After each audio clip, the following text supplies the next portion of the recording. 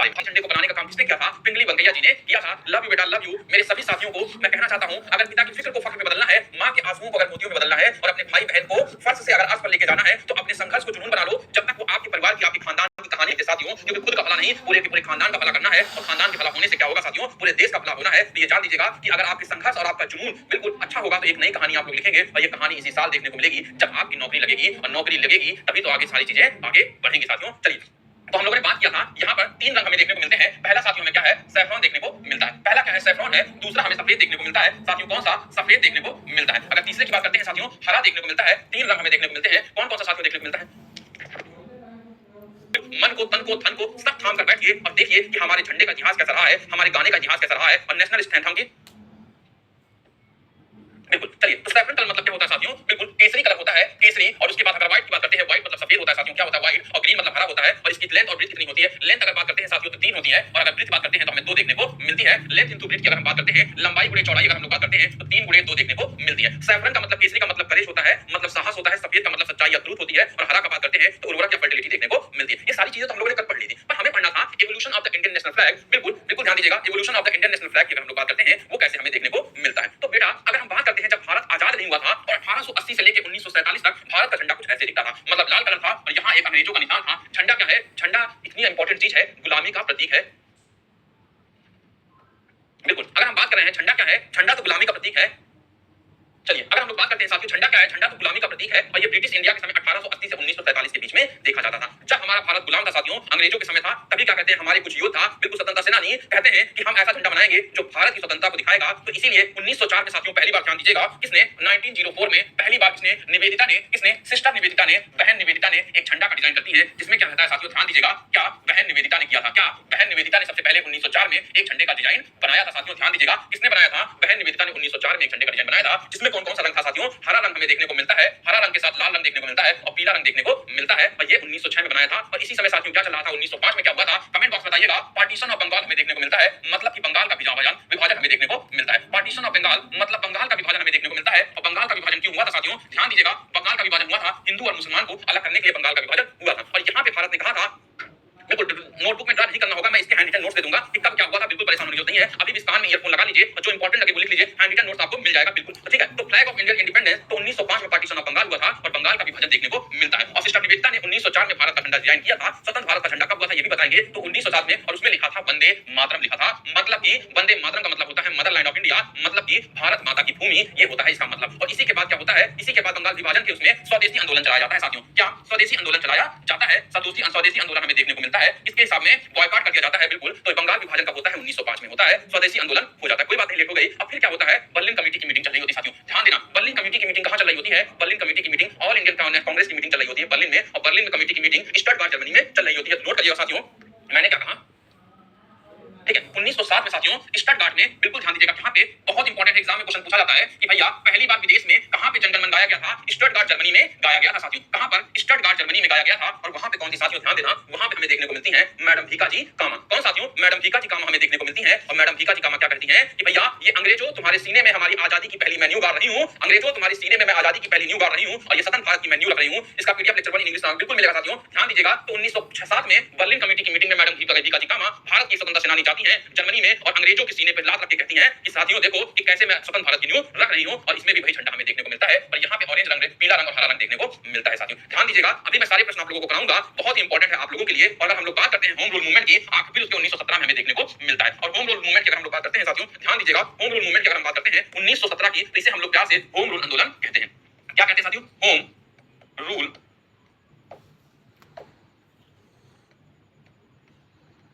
Home rule आंदोलन हम लोग इसे कहते हैं। क्या कहते हैं? हम लोग इसे होम रूल आंदोलन कहते हैं। और 1917 में हुआ था साथियों। कौन कौन किया था इसको ध्यान दीजिएगा, होम रूल मूवमेंट जिसे कहा जाता है। क्या कहते हैं? होम रूल मूवमेंट कहते हैं। ये भैया आपका स्टैटिक जीके प्लस हिस्ट्री भी बहुत सारी चीजें यहाँ पे तैयार हो जाएंगी। अगर हम बात करते हैं, इससे 2 लोग जुड़े हुए थे, एक भैया बाल गंगाधर तिलक और दूसरे थे एनी बेसेंट। कौन थे? बाल गंगाधर तिलक, पहले थे बाल गंगाधर तिलक और एनी बेसेंट। और इन्होंने कहा भैया कि भैया हमें आजादी चाहिए। और बाल गंगाधर तिलक कहते हैं Swaraj is my birth right और ठीक है, Swaraj is my birth right and I shall have it. Sister Nivedita ने भैया बनाया था 1904 में और 1906 में पहली बार झंडा फहराया जाता है। ये सारी चीजें याद रखनी है, बता रहा हूं साथियों, परेशान होने की जरूरत नहीं है। और 1917 में हमें क्या देखने को मिलता है, बिल्कुल ध्यान दीजिएगा, अंग्रेजों का एक झंडा देखने को मिलता है और हमें 7 स्टार देखने को मिलता है। कितने स्टार है साथियों, 7 स्टार हमें देखने को मिलता है। और समय आ जाता है 1921 का। साथियों ध्यान रखिएगा, फिर आप लोग नोट करिएगा, ये सारे पॉइंट्स मैं आप लोगों को दे रहा हूं और यहीं पे आप लोग को नोट करना है साथियों। 1921 का समय आता है। 1921 को क्या होता है, पिंगली वेंकैया साहब क्या करती हैं, पिंगली वेंकैया ध्यान दीजिएगा, महात्मा गांधी को झंडा देती है। क्या देती है, महात्मा गांधी को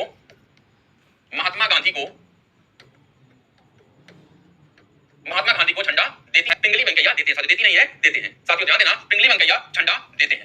ठीक है, और यहाँ पे आप लोग ध्यान दीजिएगा, इस झंडे को देखिएगा, इसमें हरा रंग है। हरा रंग किस कम्युनिटी को डिनोट कर रहा है, तो मुस्लिम समुदाय को कर रहा है साथियों। अगर हम बात करते हैं यहाँ पे रेड रंग है, रेड किसको कर रहा है, तो ये हिंदू कम्युनिटी को कर रहा है। तो भैया सुझाव देते हैं, कौन सुझाव देता है, इस पे महात्मा गांधी जी सुझाव देते हैं और गांधी जी कहते हैं इसमें एक और रंग जोड़ दीजिए। उस रंग का क्या नाम होगा साथियों, गांधी जी कहते हैं एक और रंग जोड़ दीजिए, एक कलर और जोड़ना है, एक रंग और जोड़ना है। उस रंग का क्या नाम है, सफेद जोड़ने की बात करते हैं और कहते हैं कि भैया हिंदू मुस्लिम रहेंगे पर एकता के साथ रहेंगे, हिंदू मुस्लिम की यूनिटी की बात करते हैं। तो पूछा जाएगा कि 1921 में पिंगली वेंकैया जी ने जो झंडा तैयार किया था उसमें कुल कितने रंग थे, 2 रंग थे। और तीसरा रंग किसके कहने पे जोड़ा गया, तो गांधी जी के कहने पे सफेद रंग जोड़ा गया। बिल्कुल ध्यान दीजिएगा, गांधी जी के कहने पे सफेद रंग जोड़ा गया था कि भैया हिंदू मुस्लिम पीस के साथ रहेंगे। ठीक है, यहां तक समझ में नहीं आया तो फिर से समझा देता हूं। आज हम लोग बात कर रहे हैं भारत के झंडे का विकास। तो भारत जब आजाद नहीं हुआ था, ब्रिटिशर्स का गुलाम था, तो झंडा ऐसे दिखता था। 1904 में सिस्टर निवेदिता ने पहली बार भारत का झंडा डिजाइन किया गया था और 1905 में जब बंग भंग आंदोलन चल रहा था, मतलब बंगाल का विभाजन हो चुका था, उसके लिए स्वदेशी मूवमेंट लॉन्च किया गया था। तो 1906 में पहली बार ये झंडा लॉन्च किया गया था। ठीक है, 1904 में बना था, 1906 में लॉन्च किया गया था। और विदेशी सरजमी पे अगर 1907 में देखते हैं तो विदेश की धरती पे मैडम भीखा जी कामा ने बिल्कुल स्टटगार्ट जर्मनी में क्या किया था साथियों, भारत का झंडा लहराया था। फिर 1917 में बाल गंगाधर तिलक और एनी बेसेंट,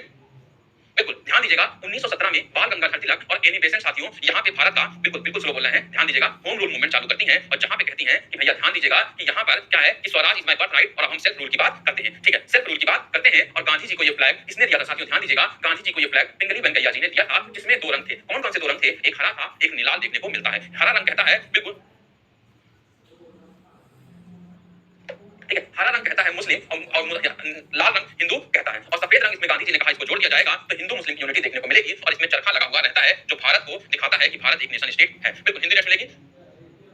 चलिए अगर हम बात करते हैं 1931 में साथियों क्या हुआ था, यहां तक ध्यान देना है कि अगर 1931 की अगर हम बात करते हैं तो 1931 में बिल्कुल ऑरेंज रंग को, रेड कलर को लाल रंग को किससे रिप्लेस कर दिया जाता है, लाल रंग को केसरिया रंग से हटा दिया जाता है, लाल रंग की जगह केसरिया रंग रख दिया जाता है। साथियों ध्यान दीजिएगा, पूछा जाएगा आपकी परीक्षा में कि भारतीय झंडे में लाल रंग की जगह केसरिया रंग कब आया था, तो 1931 में आया था। लाल रंग की जगह केसरिया रंग हमें देखने को मिलता है, कब देखने को मिलता है मेरे साथियों, तो बिल्कुल ध्यान दीजिएगा, लाल रंग की जगह केसरिया रंग देखने को मिलता है, ये हमें देखने को मिलता है 1931 में। लाल रंग को हम लोग क्या कहते हैं, रेड कहते हैं और बिल्कुल, और केसरिया रंग को हम लोग सैफरॉन कहते हैं। तो ठीक है, सैफरॉन कलर कब आया था साथियों, ध्यान दीजिएगा 1931 में देखने को मिलता है।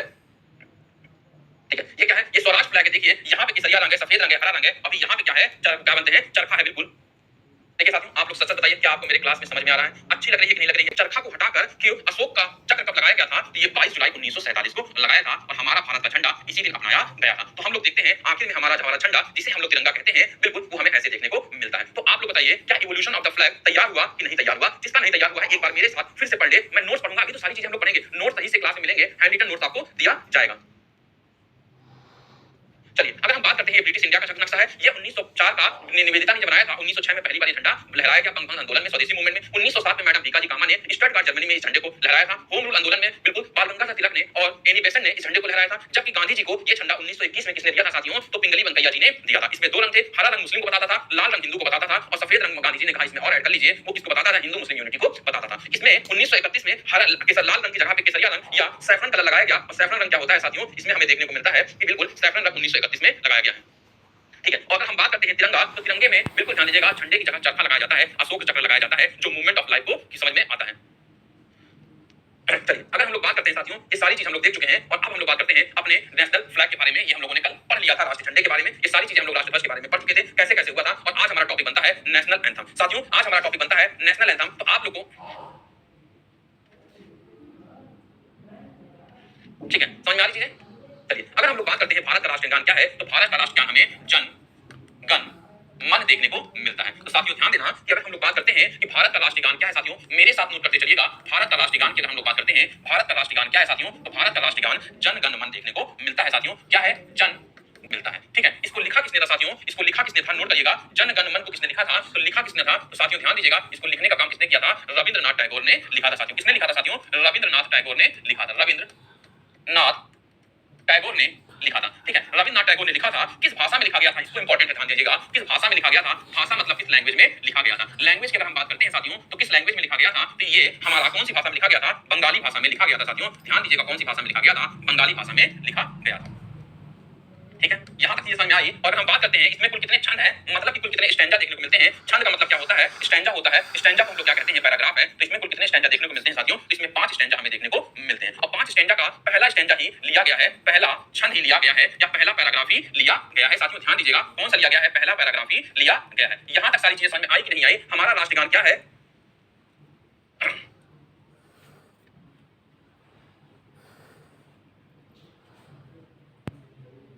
ठीक है, राष्ट्रगान क्या है, जनगण मन है। किसने लिखा है, रविन्द्रनाथ टैगोर ने लिखा है। भाषा कौन सी है, बंगाली है। कितने छंद है इसमें साथियों, ध्यान देना, बिल्कुल ध्यान दीजिएगा, कितने छंद है इसमें, 5 छंद है, जो पहला छंद ही इसमें से लिया गया है। और अगर हम लोग बात करते हैं इसका ओरिजिनल टाइटल क्या है साथियों, इसका मूल शीर्षक क्या है, मतलब कि जो जनगण मन रविन्द्रनाथ टैगोर ने लिखा था, उसका ओरिजिनल टाइटल की अगर हम लोग बात करते हैं साथियों, ध्यान दीजिएगा, ओरिजिनल टाइटल की अगर हम लोग बात करते हैं, तो ओरिजिनल टाइटल का साथियों मतलब क्या होता है, बिल्कुल ध्यान दीजिएगा, ओरिजिनल टाइटल का मतलब होता है मूल शीर्षक होता है। क्या साथियों, मूल शीर्षक होता है साथियों। क्या होता है, मूल शीर्षक होता है। तो मूल शीर्षक इसके क्या थे, बिल्कुल ध्यान दीजिएगा, भारतो भाग्य विधाता इसके मूल शीर्षक में देखने को मिलते हैं। नोट कर लीजिएगा, क्या थे, भारतो भाग्य विधाता। ठीक है, क्या थे, भारतीय भाग्य विधाता, हमें इसके मूल शीर्षक देखने को मिलते हैं। कुल कितने स्टैंजा थे, 5 स्टैंजा हमें देखने को मिलते हैं। Good morning, good morning, good morning. ठीक है, ये चीज समझ में आ गई। और अब आप लोगों को कैसा लग रहा है, भारतो भाग्य विधाता, बिल्कुल बहुत मजा आएगा साथियों। ध्यान देना, पूरा का पूरा मैं तोड़ के रख दूंगा। राष्ट्रगान जनगण मन है, लिखा किसने है, रविन्द्रनाथ टैगोर ने है। भाषा बंगाली लिखा गया है। छंद कितने हैं साथियों, पहला छंद ही लिया गया है। और बिल्कुल मूल शीर्षक कितने हैं, तो भारतो भाग्य विधाता। और 1913 में साथियों ध्यान दीजिएगा, भारत का पहला नोबेल पुरस्कार किसे मिला था, तो ध्यान दीजिएगा, भारत का नोबेल अवार्ड किसे मिला था साथियों। ध्यान दीजिएगा, भारत का नोबेल पुरस्कार की अगर हम लोग बात करते हैं, तो भैया किसको मिला था, भारत का नोबेल पुरस्कार की अगर हम लोग बात करते हैं, तो रविन्द्रनाथ टैगोर को मिला था साथियों। ध्यान दीजिएगा, भारत का पहला नोबेल पुरस्कार किसे मिला था, रविन्द्रनाथ टैगोर जी को मिला था। और भैया किसके लिए मिला था साथियों, 1913 में मिला था। कब मिला था साथियों, 1913 में मिला था। किस फील्ड में मिला था, साहित्य में मिला था। और साहित्य में साथियों, साहित्य को अंग्रेजी में क्या कहते हैं, लिटरेचर कहते हैं साथियों। लिटरेचर में मिला था। और उनकी क्या चीज थी, क्या खासियत थी, वो साहित्य का क्या नाम था, गीतांजलि हमें देखने को मिलता है। क्या साथियों, गीतांजलि देखने को मिलता है। गीतांजलि के लिए भारत का पहला नोबेल पुरस्कार किसे दिया गया था, डॉक्टर रविन्द्रनाथ टैगोर जी को दिया गया था। साथियों यहां तक ये समझ में आई कि नहीं समझ में आई, ये बताइएगा। बिल्कुल एक एक चीज हमें पढ़ना है, एक एक चीज हमें समझना है। अगर हम लोग बात करते हैं, बिल्कुल ध्यान दीजिएगा, और इसके म्यूजिक को किसने बनाया था, मतलब कि जनगण मन के संगीत को किसने बनाया था, तो संगीत को बनाया था, मतलब म्यूजिक को कंपोज किया था राम सिंह ने। इसके म्यूजिक को कंपोज किया था। किसने किया था साथियों, राम सिंह ने किया था। ध्यान देना, किसने किया था, राम सिंह ने किया था।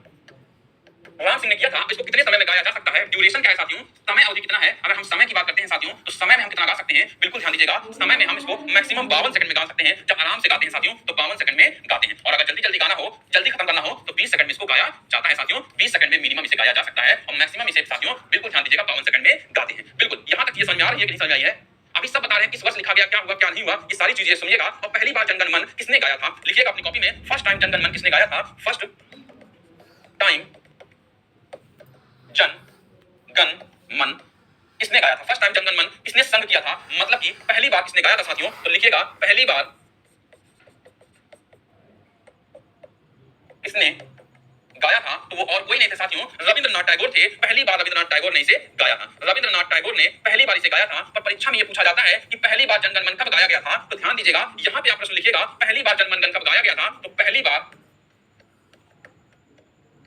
कब गाया गया था। ठीक है, पहली बार कब गाया गया था, कि भैया कब गाया गया था साथियों। तो ध्यान दीजिएगा, 27 दिसंबर 1911 को गाया गया था। कब गाया गया था, कॉपी में नोट कर लेना, 27 दिसंबर 1911 को पहली बार जनगण मन गाया गया था। और कहां पे गाया गया था, कलकत्ता में साथियों गाया गया था। कलकत्ता में गाया गया था। और कहां पे गाया गया था, कलकत्ता में क्या हो रहा था, तो कांग्रेस की मीटिंग चल रही थी साथियों, कांग्रेस की मीटिंग चल रही थी, वहां पे गाया गया था। उस कांग्रेस मीटिंग के अध्यक्ष कौन थे साथियों, ध्यान देना, उस कांग्रेस मीटिंग के अध्यक्ष कौन थे, तो बिशन नारायण था, हमें देखने को मिलते हैं। कौन साथियों, बिशन नारायण धार हमें देखने को मिलते हैं उसके। और कांग्रेस की मीटिंग चल रही थी साथियों, ध्यान दीजिएगा, क्या चल रही थी, कांग्रेस की मीटिंग चल रही थी। और कांग्रेस की मीटिंग कौन सी थी साथियों, 26वें नंबर का कांग्रेस का अधिवेशन चल रहा था। यहां तक सारी चीजें समझ में आई कि नहीं आई। तो पहली बार कब गाया गया था, तो ध्यान दीजिएगा, अगर हम बात करते हैं पहली बार कब गाया गया था साथियों, तो 27 दिसंबर 1911 को पहली बार गाया गया था। कब गाया गया था, 27 दिसंबर 1911 को गाया गया था। कहां पर गाया गया था, कलकत्ता में गाया गया था। किस लिए गाया गया था, कांग्रेस की मीटिंग चल रही थी। और कौन सी मीटिंग चल रही थी साथियों, 26वें नंबर की मीटिंग चल रही थी। और उस समय कांग्रेस की अध्यक्षता कौन कर रहे थे, तो बिशन नारायण धर कर रहे थे साथियों। ये सारे प्रश्न आपके तैयार हो गए कि नहीं हो गए, बिल्कुल कंप्लीट हो जाएगा, हिंदी में लिख रहे हो आप, बिल्कुल पहली बार कब गाया गया था, 27 दिसंबर 1911। ठीक है, और बिशन नारायण धर उसके देखने को मिलते हैं। अब एक और क्वेश्चन देखने को मिलता है, सबसे लॉन्गेस्ट बात करते हैं, सबसे लेंथियस्ट की बात करते हैं, सबसे बड़ा भैया, सबसे बड़ा नेशनल एंथम किसका है, मतलब कि लेंथियस्ट नेशनल एंथम किसका है, मतलब कि सबसे बड़ा की अगर बात करते हैं, समझ लीजिए, सबसे बड़ा, तो सबसे बड़ा हमें कहां पे देखने को मिलता है। बनता है सबसे बड़ा हमें साथियों ग्रीस का देखने को मिलता है। सबसे बड़ा कहां का है? ग्रीस का है। और कितने पैराग्राफ है साथियों? 158 स्टैंजा देखने को मिलता है। बिल्कुल ध्यान देखने को मिलता है, बिल्कुल ध्यान रखिएगा। और अगर पूछा जाए सबसे शॉर्टेस्ट कहां का है, सबसे स्मॉलेस्ट कहां का है, मतलब कि सबसे स्मॉलेस्ट की अगर हम बात करते हैं, स्मॉलेस्ट नेशनल एंथम क्वेश्चन पूछा गया आपकी परीक्षा में, ध्यान रखिएगा। सबसे छोटा, अगर सबसे छोटा की बात करते हैं साथियों तो हमें जापान का देखने को मिलता है। और जापान का साथियों मात्र 4 लाइन का है साथियों। कितने लाइन का देखने को मिलता है? जापान का 4 लाइन का हमें नेशनल एंथम देखने को मिलता है। साथियों आपको पीडीएफ मिलेगी, पीपीटी भी मिलेगा। इतना परेशान क्यों होते हैं? हिंदी में लिखिए, अंग्रेजी में लिखिए। ये पूरा हिंदी में लिखा हुआ है साथियों, ये पूरा इंग्लिश में लिखा हुआ है। सिर्फ आपको मतलब मैं याद दिला रहा हूं कैसे आपको याद करना है। बिल्कुल दिमाग लगाइए, पढ़ाई पे दिमाग लगाइए बेटा। हिंदी अंग्रेजी में पढ़ेंगे, राइटिंग में पढ़ेंगे, कुछ नहीं समझ में आएगा और जीवन का 2 महीना ऐसे ही बीत जाएगा। और आपके साथ कितने बच्चे यहाँ पे बिल्कुल पढ़ते हुए निकल जाएंगे और आगे मिलते चले जाएंगे और आप वहीं पीछे के पीछे रह जाएंगे। बिल्कुल समझ में आई बात? तो चलिए इसको मन से पढ़िए। जितनी चीजें मैं पढ़ा रहा हूं याद हो रही नहीं आ रही, अभी मैं सबसे पूछूंगा और सारे बच्चों को मुझे लगता है याद हो गया होगा सारी चीजें। और एक बार हम लोग फिर देखते हैं हम लोगों ने क्या क्या पढ़ा है। ठीक है, इतनी सारी चीजें हम लोगों ने पढ़ ली है। भारत का राष्ट्रीय ज्ञान क्या है साथियों? तो आप लोग ध्यान से कह सकते हैं भारत का राष्ट्रीय ज्ञान जनगण मन है। किसने लिखा है? रविंद्रनाथ टैगोर ने लिखा है। किस भाषा में लिखा है? बंगाली भाषा में लिखा है। कितने स्टैंजा या पैराग्राफ है? 5 है। पहला छंद ही लिया गया है। फिर उसके बाद आएगा इसका मूल शीर्षक क्या है? भारत भाग्य विधाता हमें देखने को मिलता है। और भारत भाग्य विधाता इसका मूल शीर्षक है। 1913 में भारत का नोबेल पुरस्कार साथियों, मतलब कि अगर हम बात करते हैं नोबेल अवार्ड की, तो नोबेल अवार्ड किसको मिलता है? रविंद्रनाथ टैगोर को मिलता है। किसके लिए मिलता है? साहित्य के लिए उनको बिल्कुल नोबेल पुरस्कार दिया जाता है। कब दिया जाता है? 1913 में दिया जाता है। और भैया किसके लिए दिया जाता है? गीतांजलि के लिए दिया जाता है, साहित्य के फील्ड में दिया जाता है। चलिए नेक्स्ट अगर हम बात करते हैं म्यूजिक किसने बनाया था? म्यूजिक इसके राम सिंह ने बनाया था। कितने समय में गाया जाएगा? तो 52 सेकंड में गाया जाता है पूरा और 20 सेकंड में इसके कुछ लाइनें गाई जाती हैं। फर्स्ट टाइम जनगण मन कहां गाया गया था? किसने गाया था साथियों? रविंद्रनाथ टैगोर ने इसको गाया था साथियों। किसने गाया था? रविंद्रनाथ टैगोर ने इसको गाया था। ये सारी चीजें याद कर लीजिए। अगर हम बात करते हैं पहली बार कब गाया गया था, तो 27 दिसंबर 1911 को कलकत्ता में गाया गया था। कांग्रेस की मीटिंग चल रही थी, उसकी अध्यक्षता या प्रेसिडेंटशिप किसने किया था? बिशन नारायण सर ने किया था। और सबसे बड़ा कॉन्स्टिट्यूशन कहां का है? ग्रीस का देखने को मिलता है। 158 पैराग्राफ है। जबकि सबसे छोटा कहां का है? जापान का है। 4 लाइनों का देखने को मिलता है। अब ये बताइए साथियों, क्या आपको इतनी चीजें याद हुई कि नहीं हुई? समझ की तो बात ही अलग है। मुझे पता है समझ में तो सारे बच्चों को आएगा, याद कितने लोगों को हो गया ये बताइए। जो बच्चे परेशान हो रहे थे, अब वो देख ले हिंदी में, वो देख ले अंग्रेजी में। थोड़ा साहस रखो, थोड़ा पेशेंस रखो, बहुत कुछ मिलेगा, कुछ भी आपका छूटेगा नहीं। अब देखिए जनगण मन किसने लिखा है साथियों? अब जिन्होंने परेशान थे वो पढ़ने। रविंद्रनाथ टैगोर ने लिखा है। किस भाषा में लिखा है? बंगाली में लिखा है। पहली बार कब गाया गया था? 27 दिसंबर 1911 को गाया गया था। पहली बार कहां गाया गया? भारतीय राष्ट्रीय कांग्रेस के कलकत्ता अधिवेशन में 1911 में गाया गया है। मूल गीत में कितने छंद है? 5 छंद देखने को मिलते हैं। गीत को हिंदी संस्करण को 24 जनवरी 1950 को संविधान ने अपनाया था साथियों। बिल्कुल 24 जनवरी 1950 को अपनाया गया था और भारत के राष्ट्रगान के रूप में अपनाया गया और इसे भारत के राष्ट्रगान के रूप में स्वीकार किया गया। केवल पहले छंद को साथियों मैंने बताया है तो राष्ट्रगान के पूर्ण संस्करण के रूप में लिया गया है। राष्ट्रगान को बजाने का समय लगभग कितना है? 52 सेकंड में देखने को मिलता है। अगर हम बात करते हैं ये अंग्रेजी में, कंपोज बाय रविंद्रनाथ टैगोर, पहली बार गाया गया 27 दिसंबर 1911 को। 1911 की राष्ट्रीय कांग्रेस में देखने को मिलता है। ठीक है, तो original song consist of 5 stanza. पहला स्टैंजा लिया गया है और 24 जनवरी 1950 को इसको भारत के संविधान में लिया गया था। ये कौन है साथियों? रविंद्रनाथ टैगोर देखने को मिलते हैं। पहले दे दूंगा तो आप लोग पढ़ेंगे, ये बताइए। चलिए यहां तक सारी चीज समझ में आई। और ये क्वेश्चन और यहां नोट कर लीजिएगा, इसको भारतीय संविधान ने कब अपनाया था? तो भारतीय संविधान ने इसे कब अपनाया था साथियों? बिल्कुल इंडियन कॉन्स्टिट्यूशन ने इसे कब अपनाया था? इंडियन कॉन्स्टिट्यूशन ने कब अपनाया था साथियों? तो 24 जनवरी 1950 को अपनाया था। कब अपनाया था? 24 जनवरी 1950 को अपनाया था। तो कमेंट बॉक्स में बताइए भारतीय झंडा को कब अपनाया गया? कमेंट बॉक्स में बताइए भारतीय झंडा को कब अपनाया गया था साथियों? भारतीय झंडा को कब अपनाया गया था ये आप बताइए।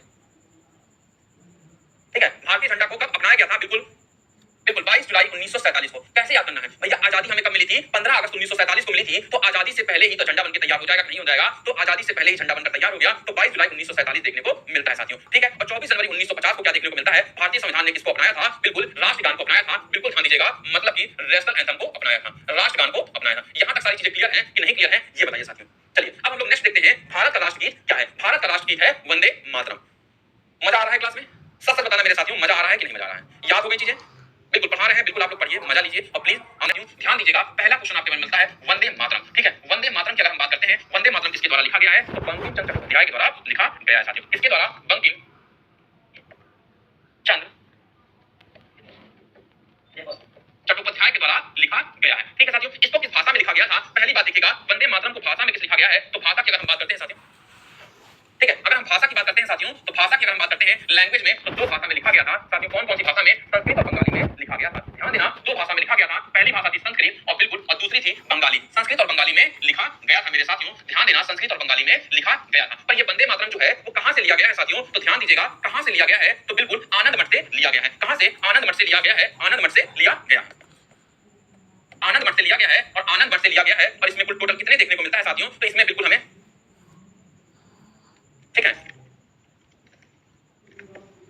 ठीक है साथियों, ध्यान दीजिएगा, हिंदी में लिखा गया है और ये आनंद मठ नोवेल देखने को मिलता है। आनंद मठ नोवेल कब पब्लिश होती है, कब लॉन्च होती है साथियों? तो ये 1882 में इसको लॉन्च किया जाता है साथियों। ध्यान दीजिएगा, 1882 में लॉन्च किया जाता है। राष्ट्रगीत क्या है? बंकिम चंद्र चटर्जी ने लिखा था वंदे मातरम। और इसका क्या मतलब होता है? मदरलैंड होता है, भारत माता की भूमि होती है। ठीक है साथियों, सब कुछ मिल जाएगा।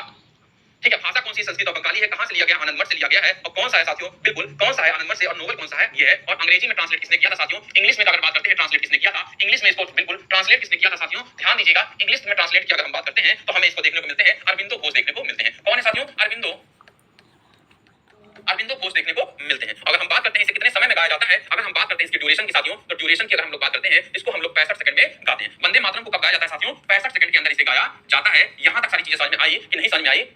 कौन सा नोट्स बनाए साथियों, जो मैं बना रहा हूं उसको लिखते रहिए, और जो मैं आपको हैंड रिटन नोट्स देता हूं उसकी आप लोग लास्ट में प्रिंट आउट निकाल लीजिएगा। आनंद मठ क्या है, एक नोवेल है जिसमें सन्यासी विद्रोह हुआ था, वहीं पे छह संछंद होते हैं जिसमें पहले 2 छंद को लिया गया था साथियों, ध्यान दीजिएगा। और पहली बार इसको कब गाया गया था साथियों, बहुत ध्यान दीजिएगा, पहली बार इसे कब गाया गया था, तो 1896 में गाया गया था। कहां पे साथियों, पहली बार इसे कब गाया गया था, तो पहली बार इसे 1896 में गाया गया था। कांग्रेस का अधिवेशन चल रहा था, बिल्कुल 1896 में कांग्रेस के अधिवेशन में इसे गाया गया था। बहुत अच्छी बात है, कांग्रेस के अधिवेशन में इसे गाया गया था। और उसकी अध्यक्षता कौन कर रहे थे, रहमतुल्लाह खान कर रहे थे। ध्यान दीजिएगा, पूछा जाएगा रहमतुल्लाह खान कर रहे थे। ठीक है साथियों, तो 1896 में कांग्रेस के अधिवेशन कर रहे थे रहमतुल्लाह खान, जब ये पहली बार गाया गया था साथियों। और अपनाया कब गया है साथियों, इसको भारतीय संविधान के द्वारा अपनाया कब गया है, नोट कर लेना, इसे अपनाया कब गया है, अपनाया गया है 24 जनवरी 1950 को। कब साथियों, 24 जनवरी 1950 को इसे अपनाया गया है। और इसमें कुल कितने छंद देखने को मिलते हैं, इसमें कुल 6 छंद है। अगर हम बात करते हैं कितने स्टैंजा है साथियों, कितने छंद है, तो इसमें अगर हम बात करते हैं छंद की, छंद को हम लोग कहते हैं स्टैंजा। स्टैंजा की अगर हम लोग बात करते हैं तो कुल कितने स्टैंजा देखने को मिलते हैं, तो इसमें 6 छंद देखने को मिलते हैं। कितने, 6 देखने को मिलते हैं। 6 में से पहले 2 को लिया गया है, पहले 2 को लिया गया है। ये साथियों ध्यान दीजिएगा, यहां तक चीजें समझ में आई। ठीक है, अगर हम लोग बात करते हैं पहले 2 में लिया गया है, और ये कौन से अधिवेशन में गाया गया था साथियों, ये कांग्रेस के 12वें अधिवेशन में गाया गया था, मतलब ये 12th एडिशन में गाया गया था। कांग्रेस का कौन सा अधिवेशन था साथियों, तो ध्यान दीजिएगा, कांग्रेस का 12वें अधिवेशन में गाया गया था। ठीक है, यहां तक सारी चीजें क्लियर हो गई। एक बार हम लोग फिर देख लेते हैं, वंदे मातरम का मतलब क्या होता है, बिल्कुल भारत की जन्मभूमि का बात होता है, भारत माता की भूमि का बात होता है। किस भाषा में गाया गया था साथियों, तो किस भाषा में गाया गया है, संस्कृत भाषा में गाया गया है। कहां गाया गया, कहां से लिया गया है, आनंद मठ नोवेल से लिया गया है, जो 1882 में पहली बार पब्लिश होती है। अगर हम बात करते हैं इंग्लिश में इसका ट्रांसलेट किसने किया है, अरविंदो घोष ने किया है। कितने समय में इसको गाते हैं, 65 सेकंड में गाते हैं। पहली बार इसको कब गाया गया था, 1896 में। कांग्रेस का 12वां अधिवेशन चल रहा था, उसके अध्यक्ष कौन थे साथियों, रहमतुल्लाह खान हमें देखने को मिलते हैं। अध्यक्ष कौन थे साथियों, ध्यान देना, अध्यक्ष की बात करते हैं, रहमतुल्लाह खान देखने को मिलते हैं। इसको अपनाया कब गया था, 24 जनवरी 1950 को अपनाया गया था। कुल कितने छंद है साथियों, इसमें 6 छंद देखने को मिलते हैं। पहले 2 छंद को लिया गया है, पहले 2 छंद को लिया गया है। कलकत्ता में हुई मीटिंग साथियों, ध्यान देना, कहां पे मीटिंग हुई थी, कलकत्ता में देखने को मिलती है। कहां पे, कलकत्ता में देखने को मिलती है। ठीक है, अगर हम लोग बात करते हैं साथियों, ये देखिए, ये कौन है साथियों, बंकिम चंद्र चट्टोपाध्याय देखने को मिलते हैं। ठीक है, अगर हम बात करते हैं संगीतकार कौन है, बंकिम चंद्र चट्टोपाध्याय है। यह गीत बंकिम चंद्र चट्टोपाध्याय की बंगाली उपन्यास आनंद मठ से लिया गया है। बिल्कुल आनंद मठ का एक चिट्ठा है। पहली बार कब गाया गया साथियों, 1896 में गाया गया था। पहली बार भारतीय राष्ट्र कांग्रेस के कलकत्ता अधिवेशन में गाया गया 1896 में। पहली बार गाया था किसने, रविंद्रनाथ टैगोर ने। और मूल वंदे मातरम में 6 छंद देखने को मिलते हैं। अगर बात किया जाएगा पहली बार किसने गाया था, बिल्कुल ध्यान दीजिएगा, सब बता रहे हैं क्या अंतर है। पहली बार किसने गाया था, पहली बार किसने गाया था, बिल्कुल रविंद्रनाथ टैगोर ने गाया था। कंपोज बाय बंकिम चंद्र चटर्जी है। बिल्कुल ये सारी चीजें आप लोग अंग्रेजी में पढ़ लीजिएगा, 1896 में हमें देखने को मिलता है। चलिए, अगर हम लोग बात करते हैं 24 जनवरी 1950 को भारत की संविधान सभा ने वंदे मातरम को राष्ट्रगीत के रूप में अपनाया। साथियों, वंदे मातरम को राष्ट्रगीत के रूप में कब अपनाया गया, 24 जनवरी 1905 को। केवल पहले 2 छंदों को, मतलब पैराग्राफ को राष्ट्रगीत के पूर्ण संस्करण के रूप में अपनाया गया है। मतलब टोटल 6 छंद थे, मतलब 6 पैराग्राफ थे, उसमें से 2 को अपनाया गया है। ठीक है, अगर हम बात करते हैं इसका अनुवाद किसने किया था, श्री अरविंदो घोष ने अंग्रेजी में किया था। इसका दर्जा जन गण मन के बराबर है। 24 जनवरी 1950 को राष्ट्रपति डॉक्टर राजेंद्र प्रसाद ने संविधान सभा में एक बयान दिया था कि वंदे मातरम जिसने भारतीय स्वतंत्रता संग्राम में ऐतिहासिक भूमिका निभाई है, वो जन गण मन के बराबर सम्मान दिया जाएगा और उसके बराबर दर्जा दिया जाएगा। संसद का पहला सत्र आमतौर पर जन गण मन से शुरू होता है और वंदे मातरम के साथ समाप्त होता है। साथियों ध्यान दीजिएगा, वही लिखे थे, बंगाली और संस्कृत में दोनों लिखा था किसने, बिल्कुल ध्यान दीजिएगा, बंकिम चंद्र चट्टोपाध्याय जी ने लिखा था। ठीक है, और दोनों जनगण मन और वंदे मातरम को पहली बार किसने गाया था, तो रविंद्रनाथ टैगोर ने गाया था साथियों। और जब संसद का पहला सत्र चालू होता है तो जनगण मन गाया जाता है, और जब, बिल्कुल ध्यान दीजिएगा, और जब संसद का सत्र समाप्त होता है तो वंदे मातरम के साथ समाप्त किया जाता है साथियों। तो ये देखिएगा 24 जनवरी 1950 को कॉन्स्टिट्यूएंट असेंबली ने वंदे मातरम को अपनाया था। पहले 2 स्टैंजा जो थे वो भैया नेशनल सॉन्ग को लिए गए थे। श्री अरविंदो घोष ने अंग्रेजी में इसको ट्रांसलेट किया था। जनगण मन पूरा बताता है, इक्वल स्टेटस है। भारतीय राष्ट्रगीत और राष्ट्रगान बिल्कुल एक बराबर हमें देखने को, आवाज नहीं आ रही है, आवाज नहीं आ रही, हेलो हेलो, ठीक है। भारत का राष्ट्रगीत वंदे मातरम के रचयिता कौन है, लिख लीजिएगा, बंकिम चंद्र चट्टोपाध्याय है। भारत का राष्ट्रगीत वंदे मातरम गाने में कितने समय लगते हैं, 65 सेकंड का समय लगता है। भारत का राष्ट्रगीत वंदे मातरम को पहली बार 1896 में साथियों कलकत्ता के 12वें अधिवेशन में गाया गया था। कलकत्ता के 12वें अधिवेशन में गाया गया था 1896 में। और कल हम लोग पढ़ेंगे state emblem of India, Bharat का राष्ट्र प्रतीक। भैया 1885 से ध्यान दीजिएगा, 1884 में सब बन गया था, तो 12वां अधिवेशन हुआ कि नहीं हुआ, ठीक है, 85, 86, 87, 88, 89, 90, 91, 92, 93, 94, 95, 96, भैया 12वां अधिवेशन हुआ कि नहीं हुआ। चलिए, अभी जाना नहीं है साथियों, 2 मिनट में आपसे क्वेश्चन पूछूंगा और आप लोगों को आंसर भी बताना है, बिल्कुल, क्योंकि इस क्लास का मतलब है रट के आना है। भारतीय झंडे को कब अपनाया गया था भैया, भारतीय झंडे में केसरिया रंग ऑरेंज रंग की जगह पे कब लाया गया था, लाल रंग की जगह पे केसरिया रंग कब लाया गया था, बताइए 1931 में। बहुत सही, वेल डन वेल डन। दूसरा प्रश्न आप लोग बताइए कि पिंगली वेंकैया ने भारत का झंडा महात्मा गांधी को कब भेंट दिया था? पिंगली वेंकैया ने भारत का झंडा कब दिया था साथियों? किसी का उत्तर नहीं आ रहा। 1921 1921 1921। भारतीय बात करते हैं कि भारतीय झंडा से चरखा की जगह अशोक चक्र कब लगाया गया था? चरखा की जगह अशोक चक्र कब लगाया गया था? 1947 1947 1947। आप बताइए कि भारतीय झंडा में कुल कितने रंग हैं? भारतीय झंडे में कुल कितने रंग हैं? ठीक है। और विदेश में पहली बार भारतीय झंडे को किसने फहराया था? विदेशी धरती में भारतीय झंडे को सबसे पहले किसने फहराया था? ध्यान दीजिएगा, विदेशी धरती में भारतीय झंडे को सबसे पहले किसने फहराया था? बिल्कुल मैडम भीकाजी कामा, मैडम भीकाजी कामा, भीकाजी कामा। और भारतीय झंडे का सबसे पहले डिजाइन किसने किया था? सिस्टर निवेदिता है बच्चों। आप लोग कंफ्यूज हो रहे हैं, मैंने कहा है। और बताइए कि मैडम भीकाजी कामा ने विदेशी धरती पर भारत का सबसे पहले झंडा फहराया था, जबकि 1904 में सबसे पहले डिजाइन किसने किया था? सिस्टर निवेदिता ने किया था। दूसरा प्रश्न आपको बताना है कि विदेशी धरती पर मैडम भीकाजी कामा ने भारतीय झंडे को फहराया था, उस विदेशी धरती का क्या नाम है? ठीक है, मैडम भीकाजी कामा ने जहां झंडा फहराया था, कहां पे फहराया था झंडा, उसका नाम आप लोग को बताना है। जर्मनी में फहराया था, बिल्कुल सही बात है, स्टटगर्ट जर्मनी। बहुत सही मेरे साथियों, स्टटगर्ट जर्मनी देखने को मिलता है। चलिए बताइए, जन गण मन जो कि बंगाली भाषा में लिखा गया है, उसको पहली बार कहां गाया गया था और कब गाया गया है? कहां गाया गया था और कब गाया गया था, ये आपको बताना है। रविन्द्रनाथ टैगोर ने गाया था, बिल्कुल सही, कलकत्ता में गाया गया था, 1911 में गाया गया था। और आप लोग बताइए कि भैया जन गण मन का मूल शीर्षक क्या है? जन मन गण का मूल शीर्षक हमें क्या देखने को मिलता है? मतलब original title of Jana Gana मन क्या है? ओरिजिनल भारतो भाग्य विधाता, बिल्कुल सही। और बताइएगा भारत का राष्ट्रगीत, बिल्कुल ध्यान दीजिएगा, भारत का राष्ट्रगीत वो कौन सा है साथियों? भारत का राष्ट्रगीत वंदे मातरम को किसने पहली बार गाया था? बहुत सही उत्तर आप लोग बताएंगे तो मैं जान जाऊंगा भारतीय राष्ट्रगीत को पहली बार किसने गाया था? रविंद्रनाथ टैगोर। वाह वाह साथियों वाह। और एक और क्वेश्चन बताइएगा बिल्कुल कि भारत के राष्ट्रगीत वंदे मातरम को किसके कहां से लिया गया है? कहां से लिया गया है? कौन से, बिल्कुल ध्यान दीजिएगा, कौन से नोवेल से लिया गया है?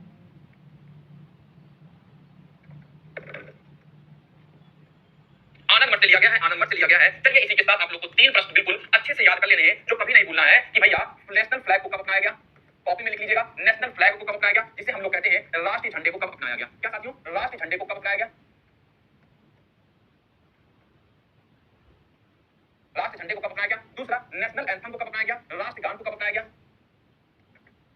तीसरा, नेशनल सॉन्ग को कब अपनाया गया? ये तीनों को प्रश्न आपको करने हैं साथियों, ये मोस्ट इंपोर्टेंट आपको देखने को मिलता है। राष्ट्रगान और राष्ट्रगीत हमने देख लिया, तो 22 जुलाई 1947 को 15 अगस्त 1947 से पहले भारत का झंडा अपना लिया जाता है, जबकि 24 जनवरी 1950 को साथियों ध्यान दीजिएगा, भारत का राष्ट्रगीत और राष्ट्रगान और राष्ट्रगीत भारत का अपना लिया जाता है 24 जनवरी 1950 को। ये भैया बहुत बार क्वेश्चन देखने को मिलता है, इसी को हम लोग कहते हैं मोस्ट इंपोर्टेंट। अगर आप लोगों को प्रश्न देखने को मिलेगा तो ये तीन प्रश्न आपको देखने को मिलेगा। चलिए इसी के साथ हम लोग आपसे विदा लेना चाहते हैं। कल हम लोग पढ़ेंगे राष्ट्रपति। और एक बार और बता दीजिए क्लास कैसी लग रही है साथियों? पहली दूसरी क्लास है, कुछ